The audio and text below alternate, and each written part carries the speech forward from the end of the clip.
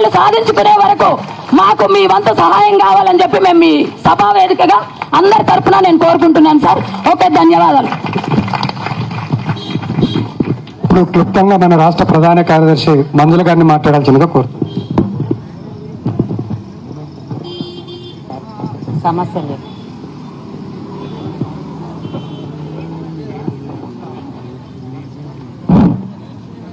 వేదికలు అలంకరించిన పెద్దలకు రాంబాబు అన్న గారికి, మన మాజీ మంత్రి హరీష్ రావు సార్ గారికి, అందరికీ నా హృదయపూర్వక నమస్కారాలు. నాతోటి ఆశా వర్కర్లకి. సమస్యలు చాలా ఉన్నాయి. సమస్యలు అంటే 9 to 4 centre main. 9 to 4 centre అనేది బాగా ఇంపార్టెంట్ అయిపోయింది. 9 గంటలకు పోతే 4 గంటల దాకా ఆశా వర్కరు సెంటర్లోనే కూర్చుంటే ఇంకా బయట ఫీల్డ్ తిరిగేది ఎప్పుడు, ఏఎన్సీలు చేసేది ఎప్పుడు, ఏఎన్సీలు చూసుకునేది ఎప్పుడు, ఆ టార్గెట్ ఎప్పుడు చేసుకోవాలి సార్ అని అడిగితే మీరు ఉంటుండండి అమ్మా, లేకపోతే వెళ్ళిపోండి, ఇదే అంటున్నారు. చాలా సమస్యలు అంటే ఎన్ని సమస్యలు అవన్నీ చెప్పడం ఈ రోజంతా పడుతుంది.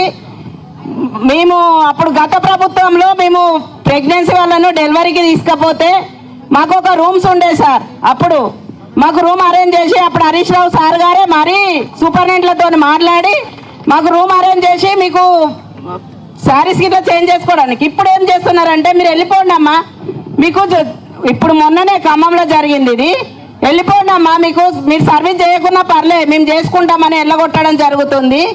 ఇదంతా ఎందుకు జరుగుతుందంటే మనలో కొన్ని సంఘాల వాళ్ళు పక్కదో పట్టియడము ఇదొక్కటి జరుగుతుంది. ఈమెం చెప్తుందో ఆమెం చెప్తుందో అని వినడం తగ్గించి మనం అందరం ఐక్యంగా ఉండి పోరాడాలి.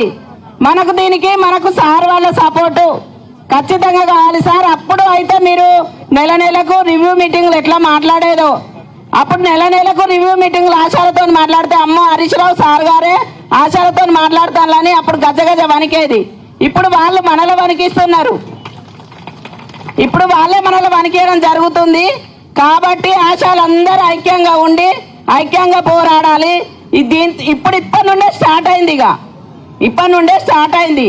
జిల్లాలల్లో పిఎస్సీలలో ఏం చేసినా రాదు, ఏది చేసినా కూడా కమిషనర్ ఆఫీస్ ఇందిరా పార్క్ దగ్గరనే చేయాలి. అక్క మమ్మల్ని ఇక్కడ దాకా ఎందుకు పిలుస్తానంటే రాంబాబు అన్నతో మేమే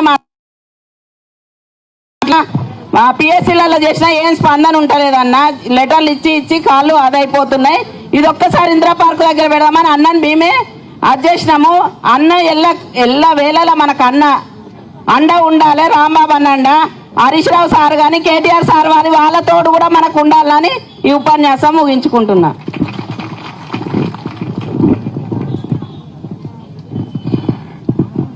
మిత్రులారా, మీ అందరికీ కూడా